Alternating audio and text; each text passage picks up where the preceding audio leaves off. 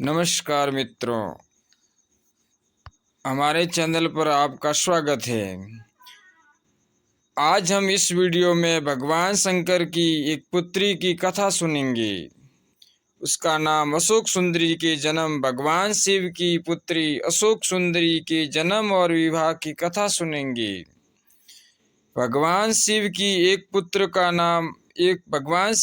पुत्री का नाम अशोक सुंदरी था। हालांकि महादेव जी की और भी पुत्रियां थी जिन्हें नाग कन्या माना गया। जया, विषहर, शामिल बारी, देव और दोतली। अशोक सुंदरी को भगवान शिव और पार्वती की पुत्री बताया गया, इसलिए वही गणेश जी की बहन है। उनका विवाह राजा नहुष से हुआ था। पद्म पुराण के अनुसार अशोक सुंदरी देव कन्या है। दरअसल माता पार्वती के अकेलेपन को दूर करने हेतु कल्प वृक्ष नामक पेड़ के द्वारा ही अशोक सुंदरी की रचना हुई थी। एक बार माता पार्वती विश्व में सबसे सुंदर उद्यान में जाने के लिए भगवान शिव से कहा। तब भगवान शिव अपनी पत्नी पार्वती को नंदनवन ले गए। वहां माता को कल्प वृक्ष से लगाव हो गया और वे उस वृक्ष को लेकर कैलाश आ गई। कल्प वृक्ष मनोकामना पूर्ण करने वाला वृक्ष है। पार्वती ने अपने अकेलेपन को दूर करने हेतु उस वृक्ष से यह वर मांगा कि उन्हें एक कन्या प्राप्त हो। तब कल्प वृक्ष द्वारा अशोक सुंदरी का जन्म हुआ। माता पार्वती ने उस कन्या को वरदान दिया कि उसका विवाह देवराज इंद्र जैसे शक्तिशाली युवक से होगा। इसी वरदान के असर के कारण एक बार अशोक सुंदरी अपनी दासियों के साथ नंदनवन में विचरण कर रही थी।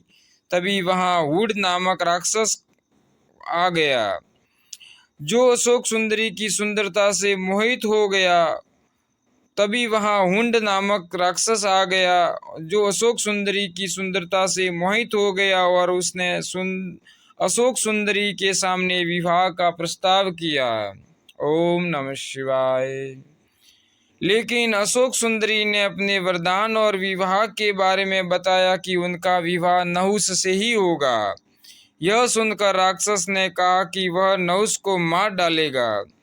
ऐसा सुनकर अशोक सुंदरी ने राक्षस को शाप दिया कि जा दुष्ट, तेरी मृत्यु नहुष के हाथों ही होगी।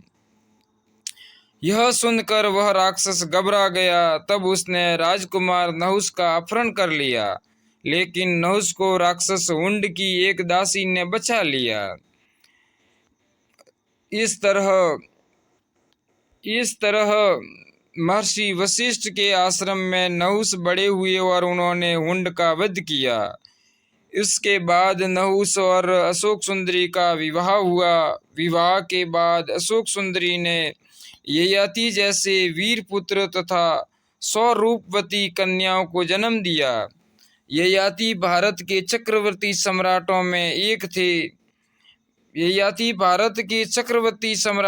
से एक थे और उन्हीं के 5 पुत्रों से संपूर्ण भारत पर राज्य किया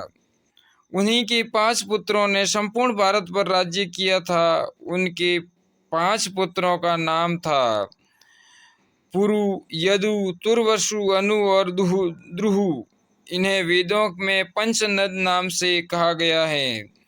मित्रों, अगर आपको यह वीडियो पसंद आया हो तो इस चैनल को सब्सक्राइब करना, इस वीडियो को लाइक करना और आगे से आगे शेयर करना।